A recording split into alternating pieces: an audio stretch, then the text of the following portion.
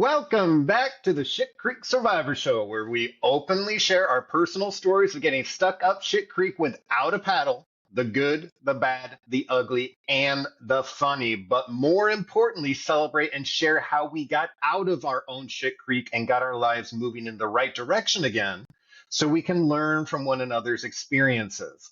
Shit Creek Survivors is about sharing stories, finding support, and realizing that even when things feel like a total mess, there's always a way forward. I'm joined again by my friend and former police patrol partner, Dennis Kaufman. How are we doing today, Dennis? That's me, brother. How you doing today? I am doing well. I'm blessed. And I feel super excited about our guest today. I'm going to read the bio before I even say the name, okay? We are speaking today with a dynamic coach, author, speaker, podcast host, and television host with a passion for personal development, spirituality, and science. She has spent over two decades immersed in the research and teaching she shares.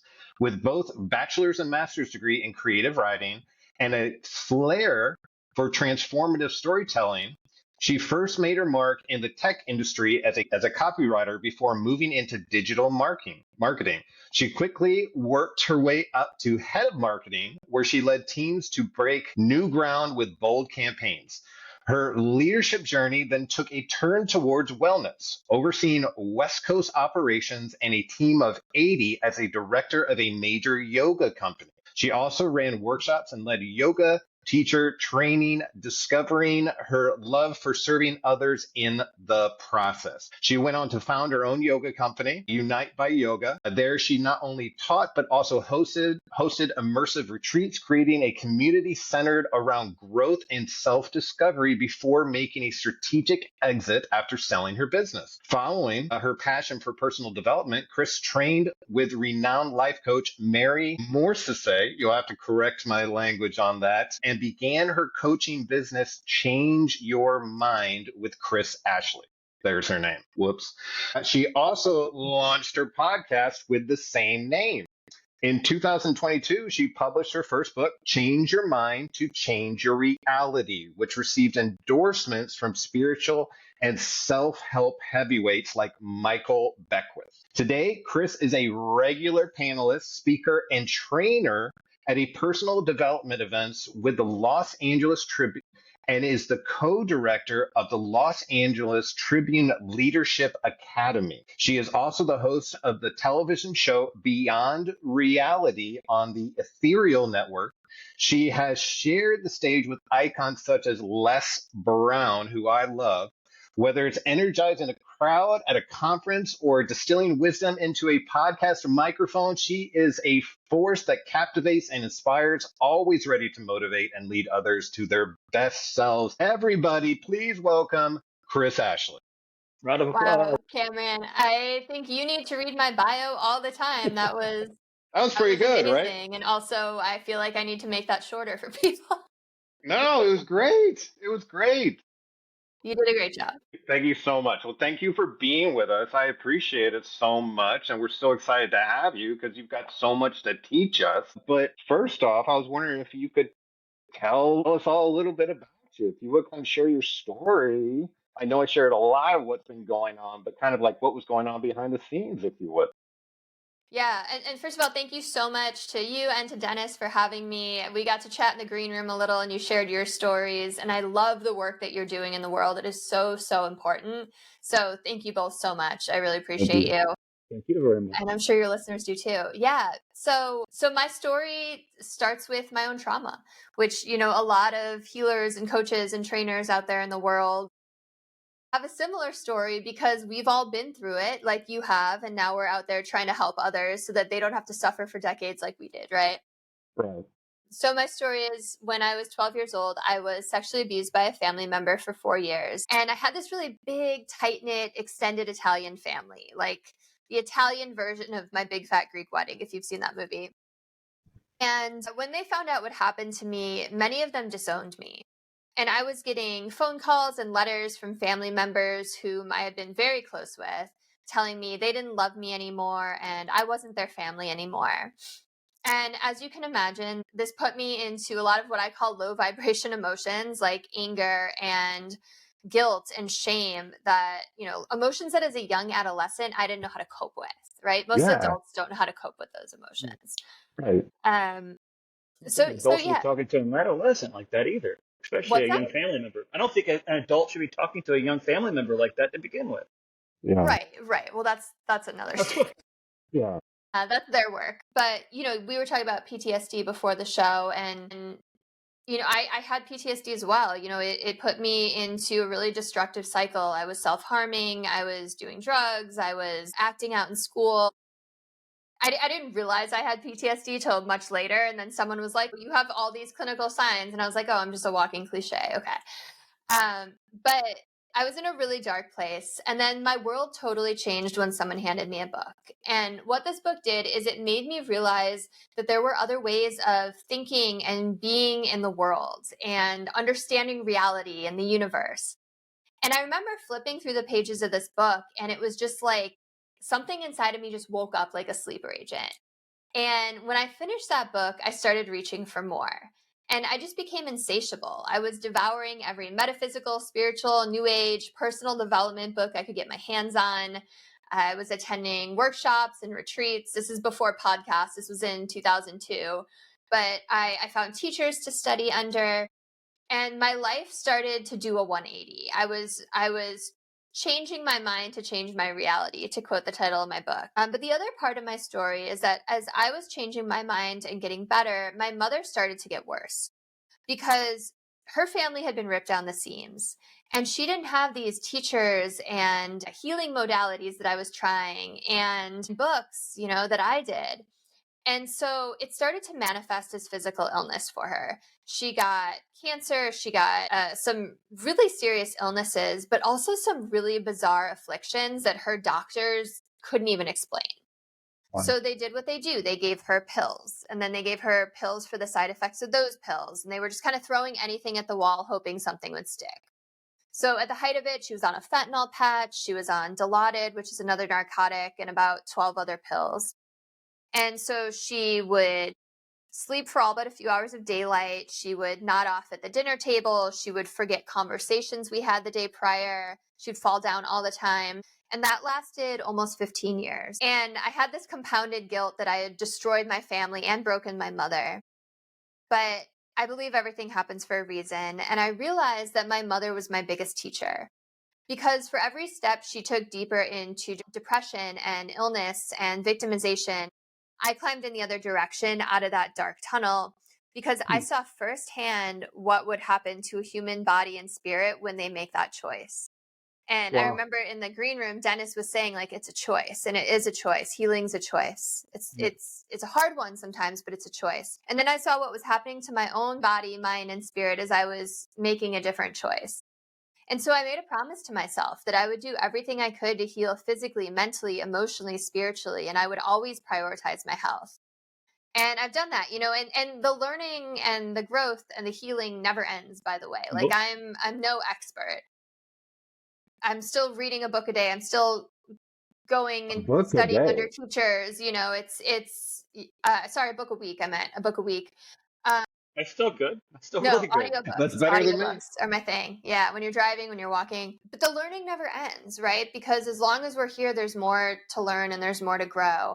Yes. And eventually I got to the point where I wanted to give back and help other people. And I took that life coach training with Mary Morrissey is her name.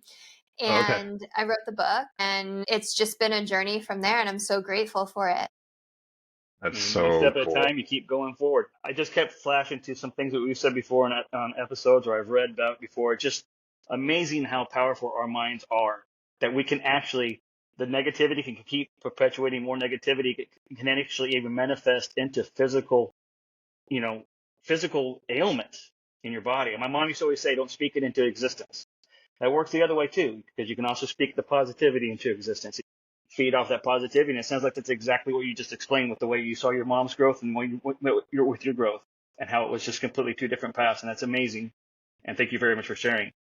Yeah, and you're absolutely right. And science even backs this up with the placebo and nocebo effect. Most people have heard of the placebo effect, But the nocebo effect, it says that just the belief that you've been exposed to an illness or a toxin or a negative thought can actually harm your health. And there's plenty of Yeah. studies on this.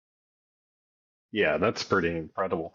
You know, I hadn't really put all that together. I'm learning as we go, but my gut has been messed up ever since I started taking all these medicines. And I wonder if there's also a skosh of, the stress and all that kind of stuff. Because it seems like now that I think about it, the better I'm getting, the more like my gut is better. You know what I mean? Yeah. And if you've ever had a bad gut kind of like drags you down. You know what I mean? So you're like kind of, I don't want to participate in today, that kind of thing. Yeah, that's very interesting that happens. Yeah, I mean, there's so many energy healers and even functional medicine doctors who work on the gut, which I hope you're seeing. See a functional medicine doctor. They're phenomenal. They'll work on the root cause rather than just the symptoms. So much of that is tied to stress. So much. And when we hear the word stress, we're like, oh, that means it's just in your mind. Like, no, stress does crazy things to your body. So absolutely, there's a tie. You're gray. Yeah, I got some of that going. I'm all gray. I'm getting all kinds of gray, but it's wisdom. It means we're wise. That's all that is. Exactly. So digging a little bit more into it. So when you first wrote the book, what was kind of like, do you remember the day that you're like, you know what, I'm doing it? Instead of thinking about it, I'm doing it. Do you remember that at all? I do. So I didn't want to write a book. I had to write a book. Like it was in me and it had to come out. And what I did for probably about a year and a half is I kept some notes in my iPhone like note app, and I would just jot down like things I wanted to include in it because like I said, I've been on this path since 2002. So it's been over 2 decades of learning and trying healing modalities and different teachings. And one thing I realized is that like all of these different modalities and teachings and even like ancient texts, they all go together, right? We're living in this amazing time when science backs up spirituality and it all plays in together, right? Quantum physics, neuroscience, Right. epigenetics, it's backing up what mystics and ancient scriptures and Yeah. spirituality has been saying for eons. And it's an incredible time to be alive because of that. So there was a lot that I wanted to include. And so I kind of had these notes going. And then it became this thing I was obsessing about, right? And I was constantly, I remember like being in acupuncture and having to like sit up and like reach for my phone across the room because I like had to jot something down, right? And I'm like, oh, it kind of hurts to do that. And then I got to the point where I was like, okay, I'm ready. And I wrote the book in 2 months. I literally would this was during COVID. So I wasn't working at the time. This is right between the yoga studio I worked at shut down due to COVID before I launched my own company. And this is before I had my kid. Like I got up in the morning with my cup of coffee, sat at my computer and sat there for like 12-hour days. And it like flowed through me. I don't know if you've ever been in that flow state before. It's such a great place to be. And yeah, it just all came out. You feel connected to something else, like, almost like you're not even writing it. Like it just comes. I haven't written a book. I have done some short stories. I have done some poems and stuff like that. But I get it. I can understand. I can relate. And that had to be an amazing feeling, especially since it was successful. Yeah. It's like you're getting those downloads, right? It comes through you. Yeah. But the only bad part about that is like once you experience that, every time you get to the computer, you're like, all right, where's the flow? Where's the flow? Come on. You're Come chasing on. the high. So you keep trying to push forward. All right. Well, now this is a personal question because I've actually considered writing a book. So I'm just going to ask since you're here. What was the direction you took writing the book? Was it like an online format or was it like a hard book or what? You mean what format's it published in? Well, sorry, I guess I miss. How did you go forward with publishing? Did you contact a publisher or did you self-publish or how did that work? If anyone's curious about starting a book. Yeah, so I had a business coach at the time that I worked with, and I don't know if he's still doing this because he's kind of moved into like doing real estate stuff, but he used to own a publishing company, and for a select few of us, he ended up doing a hybrid publishing for us. Oh, And that's he cool. launched another publishing company, and it was only people who had trained with him So a traditional publishing company, there's pros and cons, right? So a traditional publishing company, they take care of all the distribution and all the marketing and all the promotion, but you get very little of the cut. And there's also like some intense contracts, and you don't always have like the amount of freedom that you might want. Versus self-publishing, you have all the creative freedom. You can't get into bookstores if you're self-published. You have to go through a publisher, and you're in charge of all your own marketing and distribution. So this was a hybrid model where he got us into bookstores, and we were able to keep most of the proceeds, but we had to do all the marketing ourselves, which is originally why I started going on so many podcasts, actually, and was a big reason why I started my own podcast to go along with the book. Mm-hmm. So it was a cool model. The contract was a 2-year contract, and it's almost up. So I'm actually considering taking the book to some publishers and seeing what I can do with it. Yeah, you're the only people I've spoken that out loud to besides my husband. So there you go. Well, you got to speak it into existence. Yep, exactly. Yeah, it's going to happen. Yeah. So I know we only have you for so much time today. So I wanted to try to get as much information as possible. And this is a very vague question, but what are key points that you wish you knew about resiliency, or that you wish other people knew about resiliency that maybe you didn't know when you first started your journey towards healing? Well, okay. So if we're talking resiliency in total versus like overcoming trauma, because we started talking about trauma a little bit, but I think resiliency as a whole we can really speak to. I think for a lot of people have a fear of putting themselves out there, right? A lot of people have a fear of other people's opinions. 90% of people don't achieve their goals, and that's because they either hit a roadblock and they get discouraged, or they're so fearful to start that they don't even begin in the first place. Yeah. And I think what I've learned along the way is a lot about other people's opinions. Like a lot of what other people have to say has a lot more to do with who they are as people than who I am. And everyone has an opinion, right? 500 people could have 500 different opinions, and you can't let yourself be swayed in 500 different directions. Mm-hmm. And it's a lot about, trusting the process, knowing that when people get cleared from your life, that moments like that feel like losses in the moment, but life is happening to you, not for you. For you, not to you. I would say that's a really big takeaway. And a lot of this happened through my own spiritual journey. I think, is it okay if I talk spirituality a little bit? Yeah, absolutely. Okay. Yeah.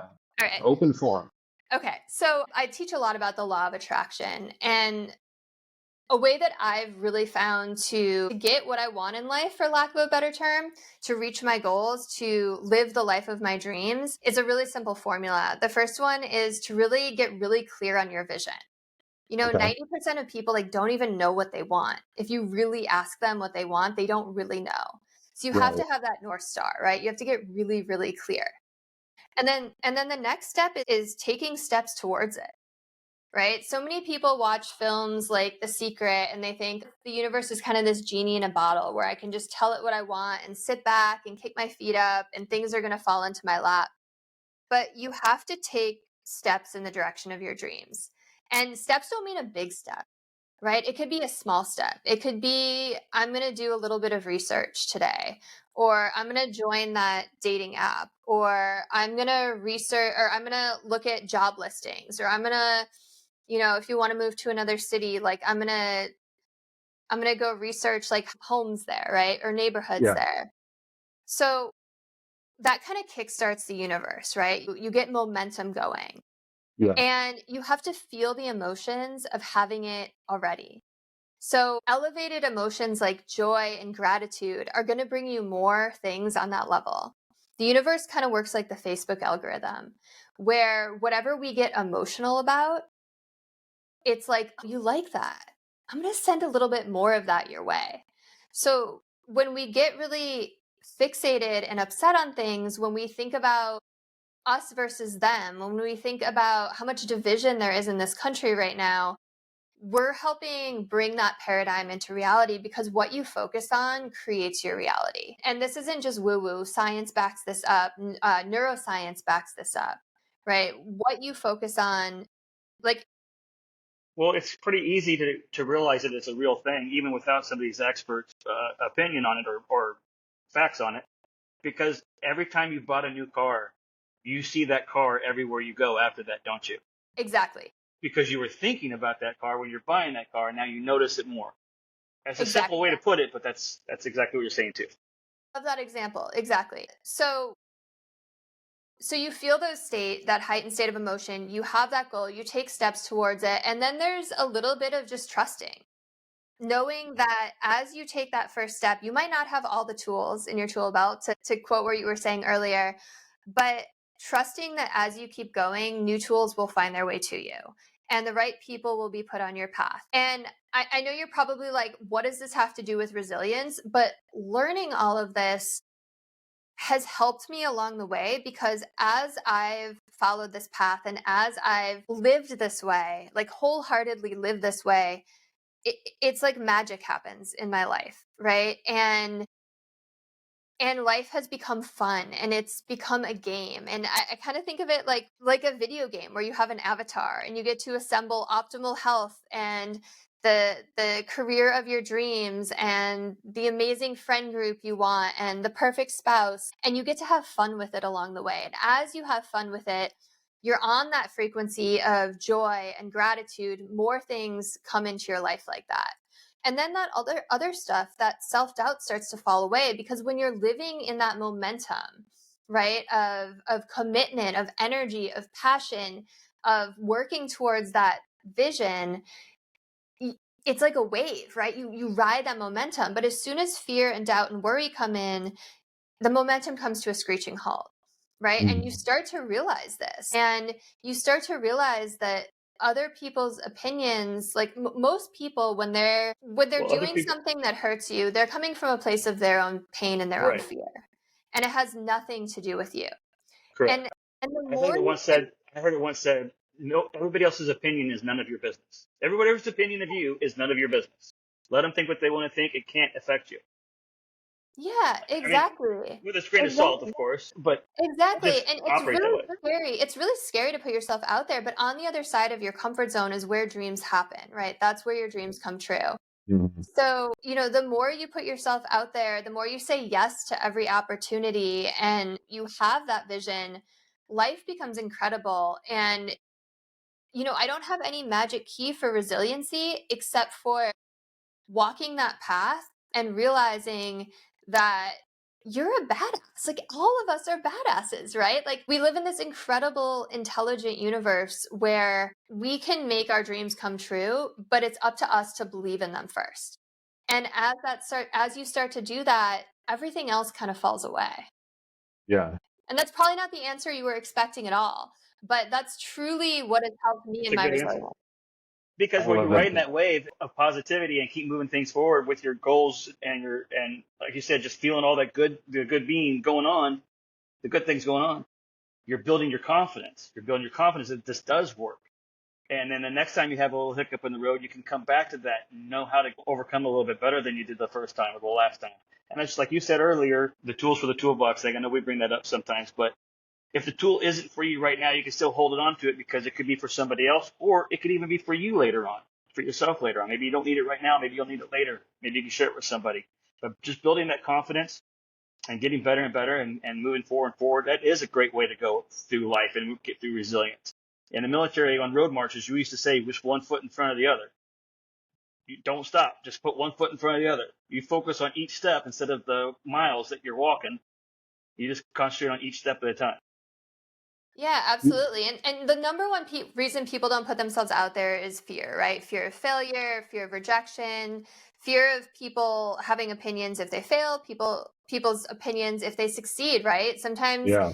if you succeed and you're doing so much better, your family and friends, like the ones that weren't really by you, like will fall away.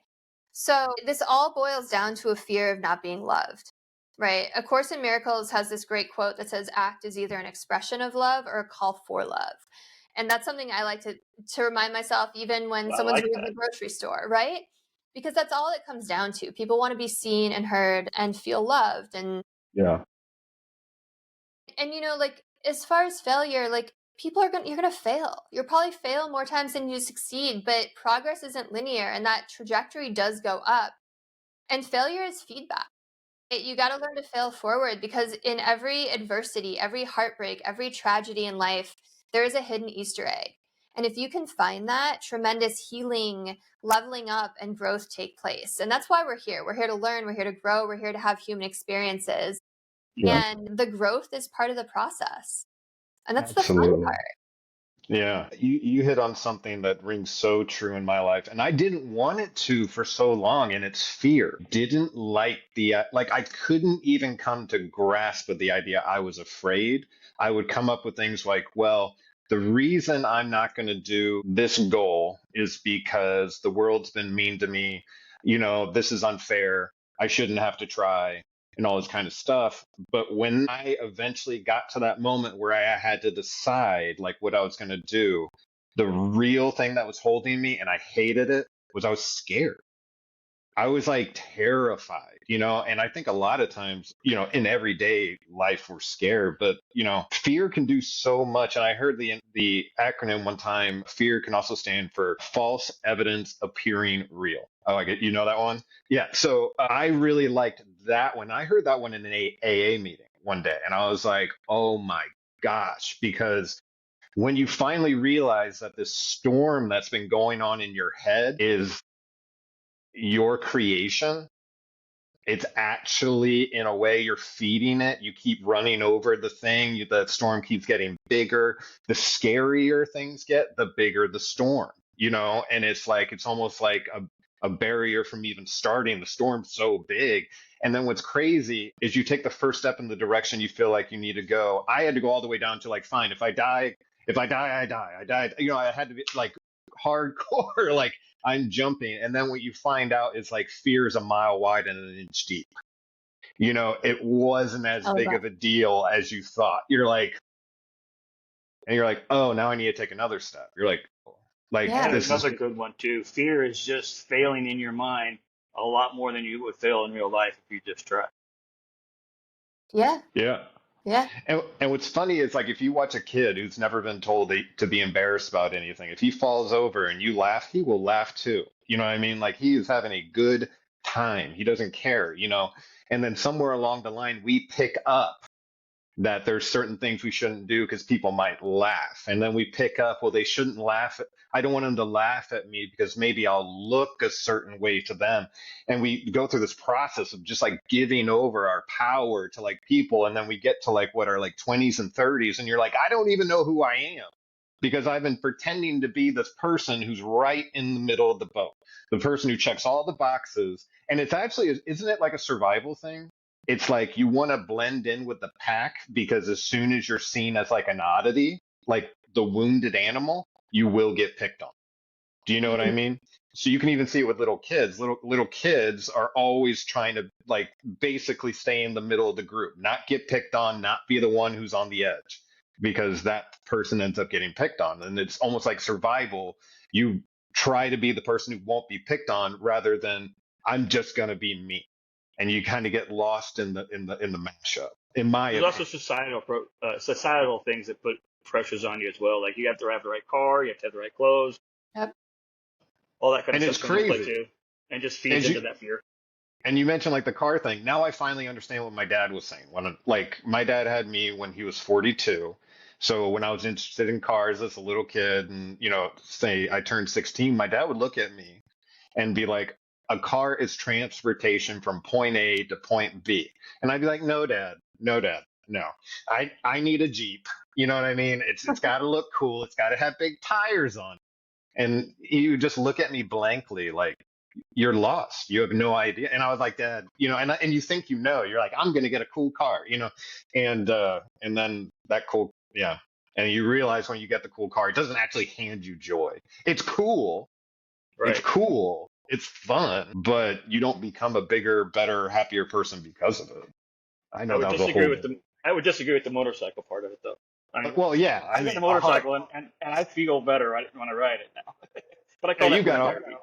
yeah, it's therapy. But that's Therapy. because it's a symbol for you, right? It's a symbol of freedom or pride or Good way to put it. whatever it brings you, right? We have that conversation all the time with money. Everyone wants to manifest money, and it's like you don't really want money. Like money is a symbol. It's a symbol of freedom, right? Yeah. It's a tool. Like what is it you actually want? And then it's like, then they have to think Yeah. about it. Like, oh, I want my schedule free so I can spend more time with my family, right? Like, okay, well, Yeah. that's what you're going to visualize. Yeah. Yeah. That's it. That's good. It's like when the lottery goes up to $1 billion and I finally buy a ticket. And then you imagine, what would I do with $1 billion? And it's like, it's hard to even conceive. Now, I do know lottery winners do blow everything pretty quickly, and I'm sure there's an easy way to do it. But it's like, I guess more of the question is like, what would I do if I didn't have to work? If I didn't, you know what I mean, had absolute financial freedom, what would you Start do? a podcast with one of my buddies. I don't know. Yeah, there we go.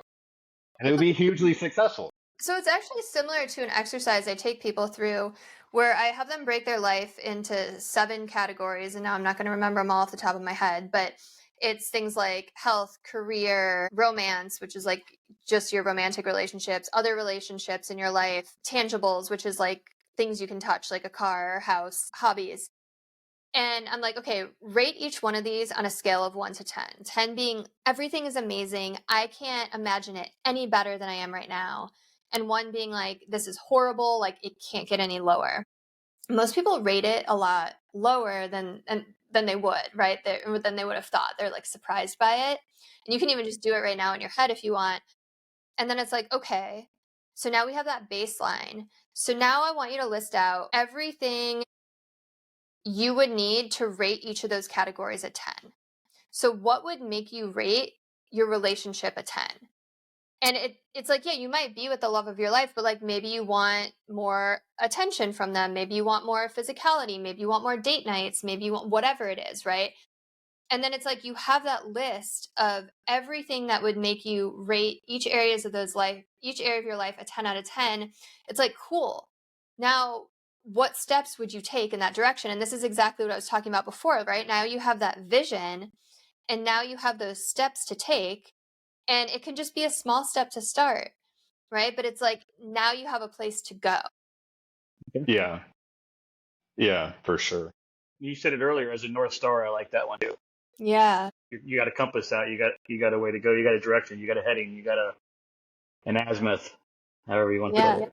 Exactly.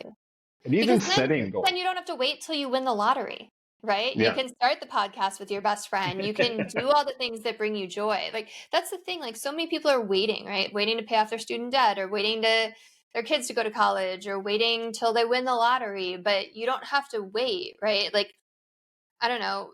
So many people are afraid of like, what if, but like, what if you don't?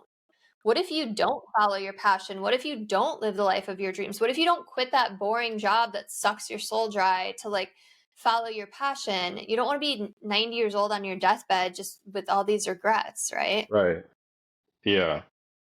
I've heard someone talk about that, the idea, I think it's Denzel Washington, the idea that in your last moment, the ghosts of what could have been are around your bed, whispering, what happened? You know? And it's like, oh, I didn't try or I didn't want it enough or that sort of thing. Yeah, it's one of the biggest regrets of the elderly, apparently. And I'm pretty content. There's a few things here and there. That's great. I don't know. I think overall, I got it pretty darn good. Most of it's self-inflicted.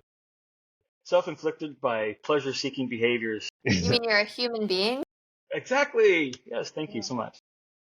That's why I try to say to people too, whenever they knock on themselves a little bit, like, you mean you're a human being? Yes. You're not perfect? Goodness gracious. Yeah. I mean, we're here to learn. We're here to grow. yeah. Everyone makes mistakes. You take the learning, release the emotions, and you evolve next time. Yeah. You know what's funny that I do? I'm like, all right, today's the day. And then I like make the plan and I like get so into the plan.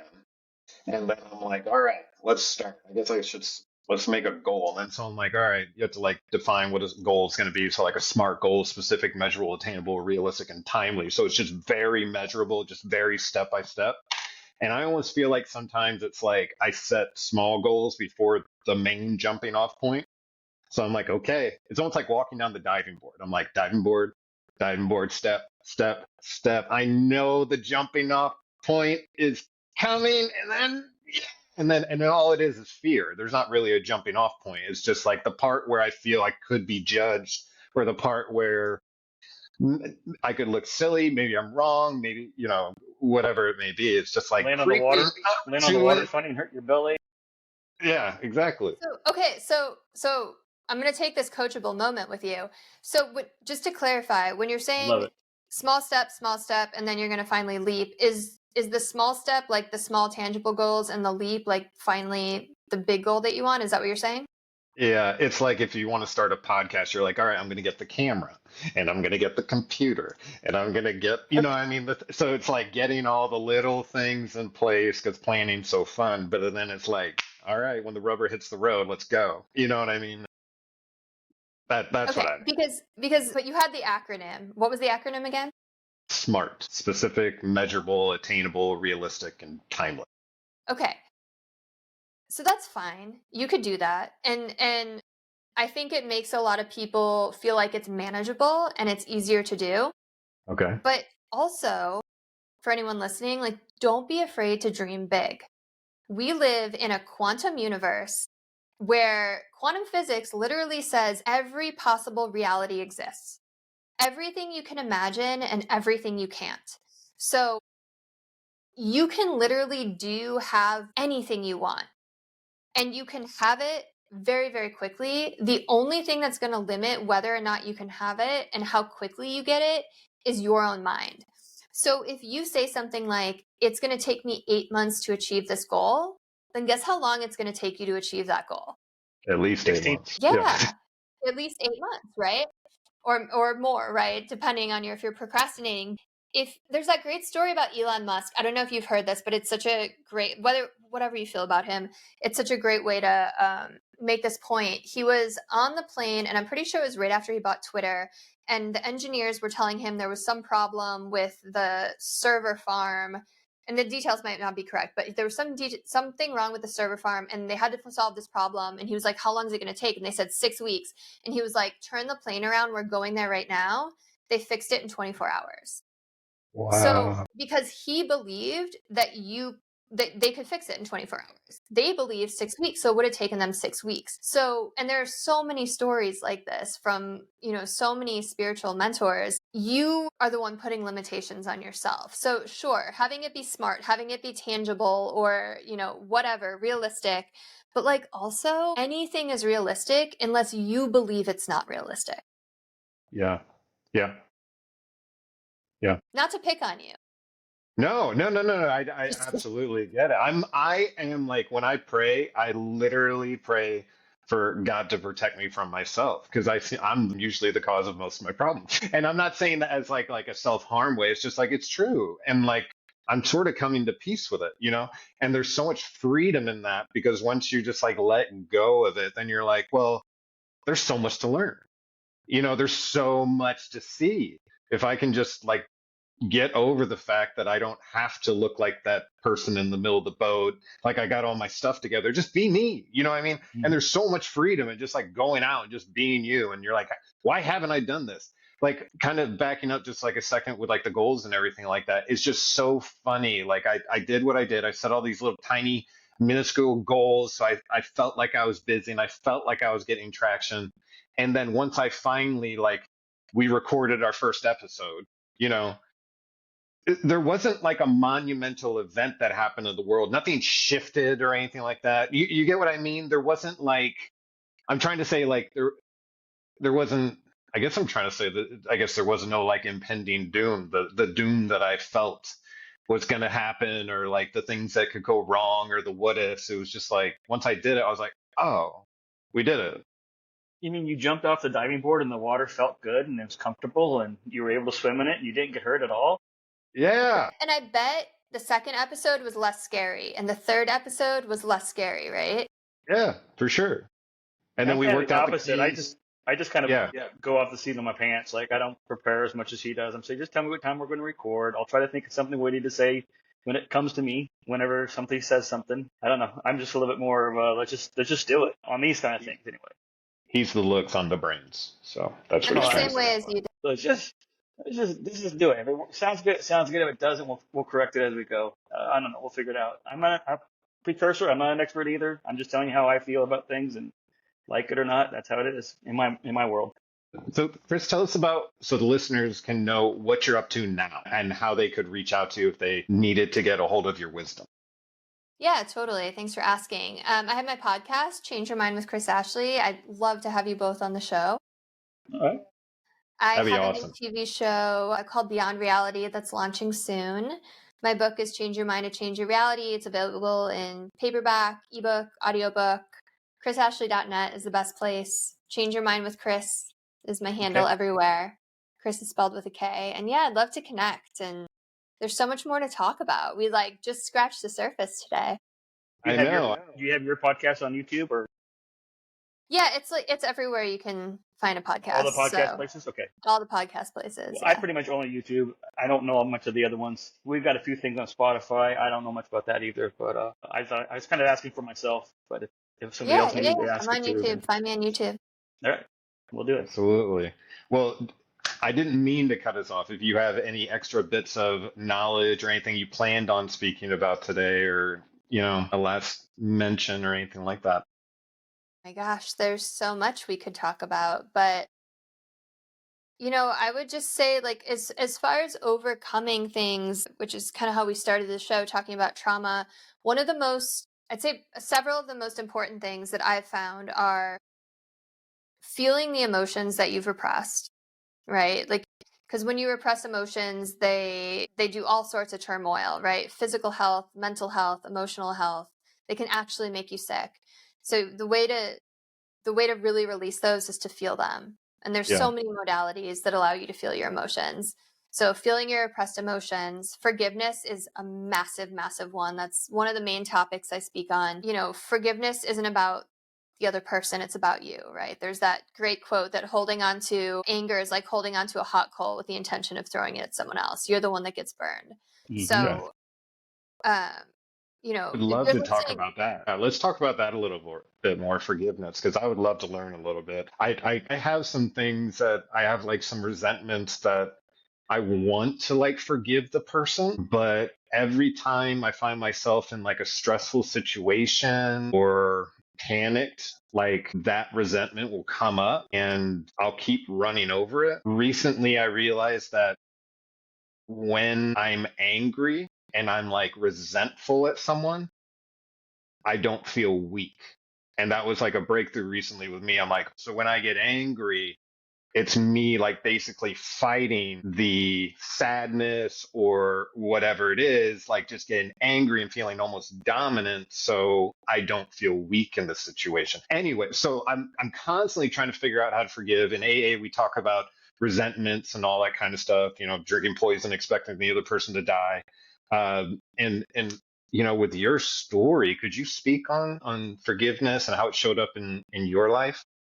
Yeah, and I just want to call out what you said is so important because emotions are layered. There's this incredible book called Letting Go, The Pathway of Surrender.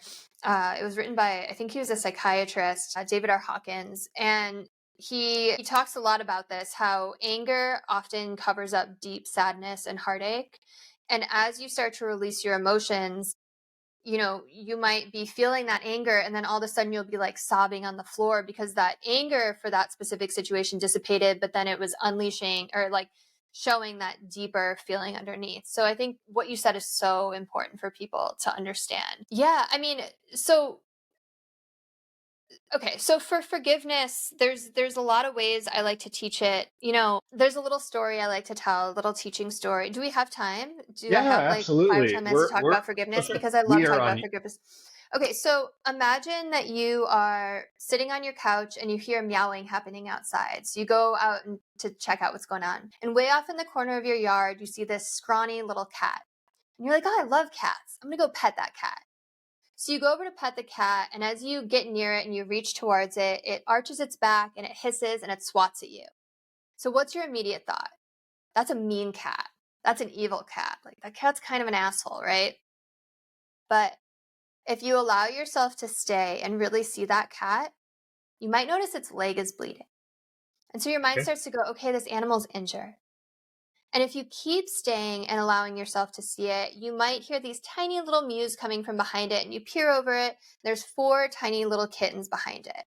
And just like that, you switch to compassion, to empathy, right? To concern for the cat. And just like the cat, the people in your life that hurt you are coming from a place of their own pain and their own fear. And we only see a tiny little like ice cap, and there's like a whole crater underneath, right? So, the people going around that are hurting you are not trying to create chaos and havoc in your life, right? Everyone is worried about their own stuff. Like, we're all going around thinking about ourselves. And when they say something that hurts you, you take it personally, right? You're like, oh, that's how it affected me. Yeah. Most of the time, people aren't out there trying to hurt you. There's this great poem I love called On the Day You Read This by Lane Thomas. And there's this line in there that says, when you walk into a room, no one's really judging you. And all they really want to know is if you're judging them. And it gives me goosebumps every time I think about it, because it's so true, right? Hmm. Now, we tend to turn the people who have hurt us into monsters in our lives because it's easier for us to hate them that way. So we put on this filter, like the glasses, right? And we run everything they've ever said and done through that filter so that we can turn them into this evil monster. But if you can turn them into a being you appreciate, into a teacher, your life will totally change. Because, first of all, everyone has something they can teach you. But when you look at everyone as your teacher, you're always learning. So there are a couple of ways to turn monsters into teachers. The first is to realize positive attributes they have, right? What are some good things they've done for me? What are some things about them you admire? What are some ways they've helped the world? There's different sides to everyone, right? There's probably people in that person's life who love them. What do those people see in that person? We were talking about this earlier, like what you focus on becomes your reality. If you focus on the negative side of someone, guess what side of them you're going to keep getting? Right. So if you're listening to this and you're like, I have my monster in mind, I can't think of one damn positive attribute about them, like there's nothing I admire, like, okay, cool.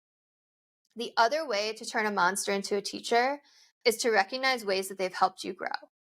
Because the situation you had with them, either you grew or you have the opportunity to grow if you can get past your anger and your hate. So maybe they helped you realize how you don't want to treat other people. Maybe they There you go. helped you establish stronger boundaries. Maybe they helped you step into your own power, right? But there is something that you can learn from these people. So, and then if we want to get like super spiritual, like we all have soul contracts. We're all playing parts in each other's lives. I went through something incredibly traumatic in 2020 when I was a target of cancel culture from this community that I was in. And it was very hurtful. There were lies being spread about me. It was wild. And it was from people who were telling me how grateful they were for me weeks earlier. And one of the things that helped me really get over it is this idea that we all have soul contracts to play parts in each other's lives. So the quote unquote villains in your lifetime are actually your best friends on the other side. And they love you so much that they're willing to play this part in your life. They're willing to let you be angry at them because it's the villains that give you the opportunity to grow. So flipping my script Right. like that, Damn right? it. Yeah, I flipping like that the term script like soul that. contract as well, because I've heard something similar to this not too long ago, where basically when we came from the other side to come to this realm, we wanted to be something. Like, I want a hard life. Well, I want to be a strong person. Well, then you're going to have a hard life. I want to be a trustworthy person, and you're going to be betrayed a lot. So it went on and on like that. But how you just explained it also, I like that too, because it coincided with it enough. But it's like, yeah, wow, I think Cam did it perfectly. Yeah. Yeah. Soul That contract with each other. They could be your best friend on this side. It just is going to be the evil one for you. So you will grow in this moment. so this I'm is going to going to be remember like that. this is going to be a shifting moment. So you suddenly get a new piece of material like I'm getting right now. And you look at it and you're like, you know what? That sounds like it's got something. You know what I mean?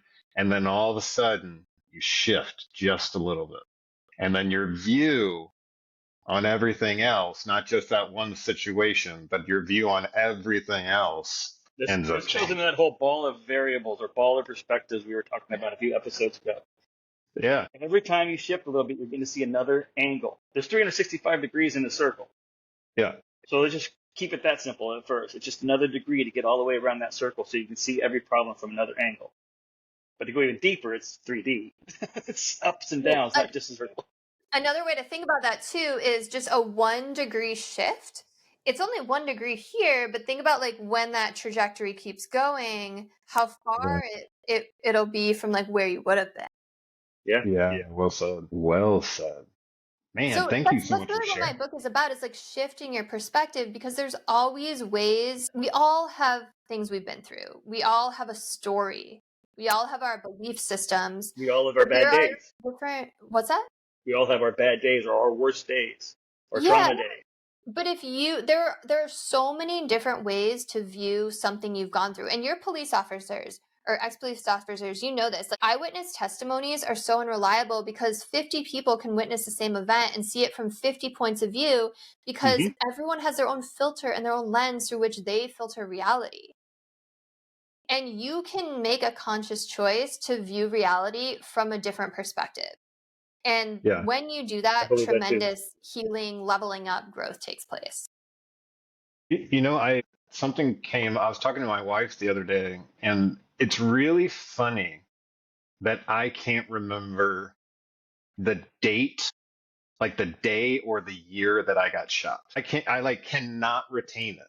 I've been told it a million times. And I just like every time I go to like answer the question, I'm like, I just fall blank. And I'm like, I guess it was like 10 years ago. I have to like math it backwards that way. It's It's interesting. really weird. I was talking to my wife about it the other day because it's almost embarrassing when someone asks you, you know, when you get shot. I'm Don't like, be. No, ugh. it's like selective amnesia. It's not the important part of the story. The date isn't the important part of your story. That it happened is the important part of the story, and how you overcame it is the important part of the story. Yeah, it's just odd. Your mind's just not remembering that date because it's not like, I mean, unless you want to play them as the lottery numbers or something, I guess then you need to remember that date. Remembering the date may not be the most important part of it, in my Yeah, opinion. I get to March and I'm just like, dates don't matter anymore. It's weird until I get to the end of my. I'm like, it's the end of March. All right, good deal. Let's keep bopping around. A couple years, Kate would be like, "Do you know that it's?" And I would look at her. She'd be like, "Never mind, never mind, never mind." I think my But body anyway, knows things. Like sometimes I'll have a bad night or a bad day without any external stimuli to really kind of be the reasoning for it, or at least that I could tell. And then I'll do the math backwards, and I'll go, "Oh my God, that's this date. That's when this happened or that happened." yeah, And I mean, even getting out of the police work and still staying up all night on nights that I would have been on night shift sometimes still happens. right. So it's like your Yeah, body's just trained to believe all these things or to do these things out of habit. yeah, Those can be hard to overcome as well. I mean, shift work for 30 years. yeah, for sure. Now, really quick, I want to ask Kris, like, just one last thing about forgiveness. Like, how do you like once you've kind of done it? How do you send it off so you can't find it again? Is there a way to do that? Do you know what I mean? Like, I don't know what you mean. Can you ask it another way? I think like, so I'll really be working, I'll be, meditating, working with my therapist, doing everything I need to do, like really got my head on straight. Things are going good. And I feel like, I've done a therapy session where we worked on the topic of forgiveness with a particular person. And I feel like I've done it. Like, I feel like I've sent the boat out to ocean or whatever. You know what I mean? Like the Vikings would send the funerals out. What is that? No, not Ocala. Anyways. Oh my gosh, I really lose where I was going with that. So you're talking about It's forgiving just somebody. I just keep pulling the same card, and like, and I really at times feel I've given it up, and I've tried to like and then suddenly it appears later on. Like Are you saying like you don't feel like you've fully forgiven them?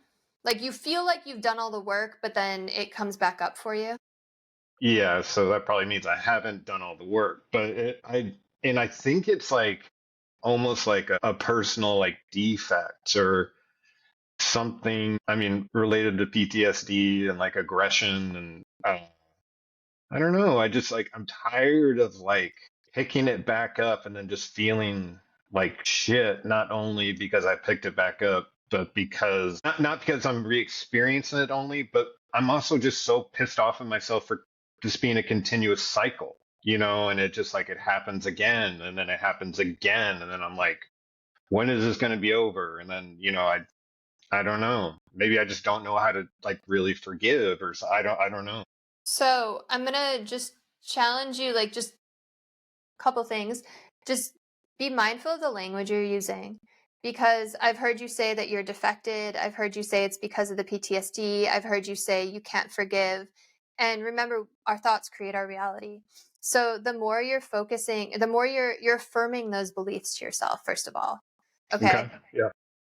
So it's just so good to be mindful of our language when we speak, when we write, when we talk, because that's the frequency. That's what you're sending out into the universe. Remember, the universe is going to send it back to you. And the quantum field, this is all backed by science too. So I just want to just start to notice your thoughts, because you are capable of forgiveness and you're not defected. You're a perfect, whole, complete human, exactly as you are. Right? We all are. Every single person in this world is a beautiful, whole, complete soul. And they are just as worthy as they were in their newborn state, right? No newborn is unworthy, right? And we all were newborns once. As far as like it coming back, there's this amazing book called The Body Keeps the Score. You might have heard of it, but talk therapy is great, but your body stores a lot of things. So Hmm. sometimes it's about doing other kinds of modalities to really like feel the emotions of it, to the Hmm. point where you're like pounding the floor or sobbing or like really feeling it and Yeah. feeling where you carry it in your body. Like somatic Yeah. therapies are great for this. There's great meditations too where you're like telling the person you forgive them and seeing their face and everything, but like there's a lot of layers to this. Yeah. Yeah. Like That's what I'm finding. I think that's really what I'm yeah, like. and like being gentle with yourself along the way too, right? Like it doesn't. Yeah, talk to yourself like you would talk to Kris or me if we were telling you something that we felt. Would you tell us that we were defective or we weren't perfect? No, I Don't do was that to just yourself either. Don't say that to that's yourself either. that's not my normal narrative. Yeah, but No, there's I know, but no. even in those moments when it happens. But I Yeah. also appreciate your vulnerability and your authenticity. Like it's brave to say something like that on air, and I hope you don't edit that part out, because I think people relate to authenticity and vulnerability. And I think Absolutely. so many people talk to themselves like that. And just know that like whether you're trying to forgive someone or going through any other kind of healing journey, like it's it's not a straight line, it's a spiral, right? You come back to things and you're like, damn it, I thought I healed from that. And it's like, no, Yeah. this is just like you've done a little work and you're looking at it from a more elevated level, to the point where like you're even aware of it now. Like that's a huge step. Yeah. Yeah, You you're right. probably were just like getting into a rage or getting into whatever feelings without even being aware of them, right? Yeah. It So took me it's like, years to get that separation. To yeah. it See, almost I was like re-experiencing that and I couldn't get above it. I couldn't see it from a third person perspective. It was so hard for me to do that. So anyways, yeah, what you were saying. no, just that you've come a long way, and it's a spiral. We constantly come back to the same lessons and see them from different points of view. Look, if we were all fully healed and enlightened and we mastered it all, like we probably would have like transitioned on by now, right? Like if we're still here, there's still lessons to learn. There's still growth to be had. So just be gentle with Still love to yourself. give. Yeah. I'm doing my best. Yeah, you got to choose to show up with love. I get it. Like it's not just a saying and it makes a difference. I was afraid to do it for so long and then I was like, you know what? Like I'm just going to try. I'm going to try to be happy. I'm just try to be me. And then it gets a little easier and it gets a little easier and a little easier and a little easier. And then eventually you start talking about the dumb stuff you did on air, just like this. And then, What a problem to have, huh? Comparatively. Isn't that so healing? Like, isn't it cathartic? Yeah. And it's one of the reasons I thought like doing the podcast would be so good, because every time I went on to teach classes in injured in the line of duty and PTSD and that sort of stuff. And I noticed that every time I shared my story, I felt better about it because I was, in a way, turning it into something I was more proud of. Because for a long time, I was stuck in a lot of shame.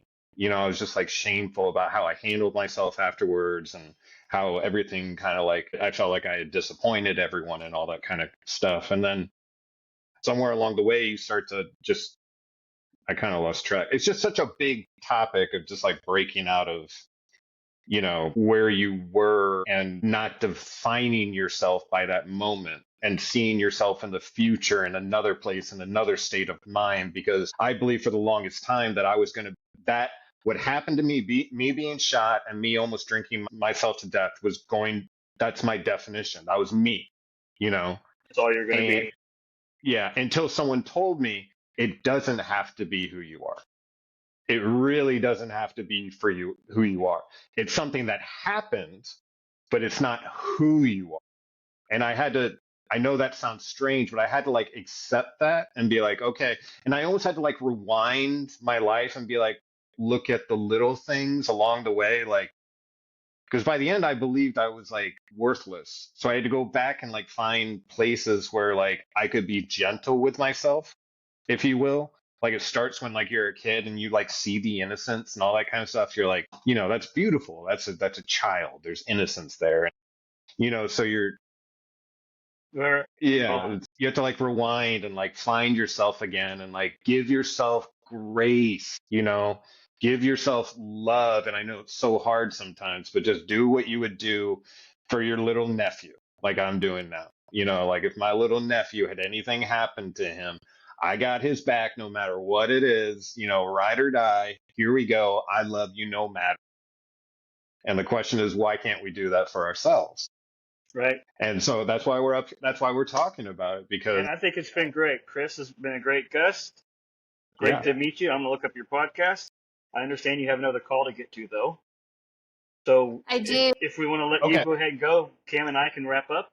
Or do you want to wrap it up now, Cam? However you want to go with it. We can just wrap it up really quick. Again, thank you so much for being here, Kris. It's been such a pleasure. Thank you for staying the extended period of time, and I got to learn so much. Thank you. I really, really appreciate it. I will make sure to post all your handles, social media, website, podcast, all that kind of stuff, along with the episode when we post it.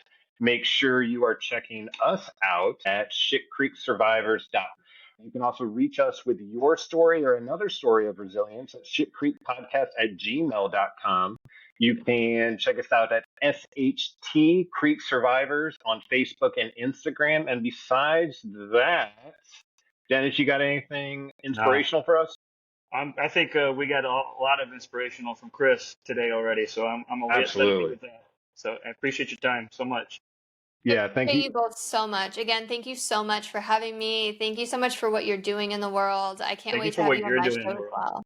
I'm looking forward to that as well. Yeah, we will talk very soon, okay? All right.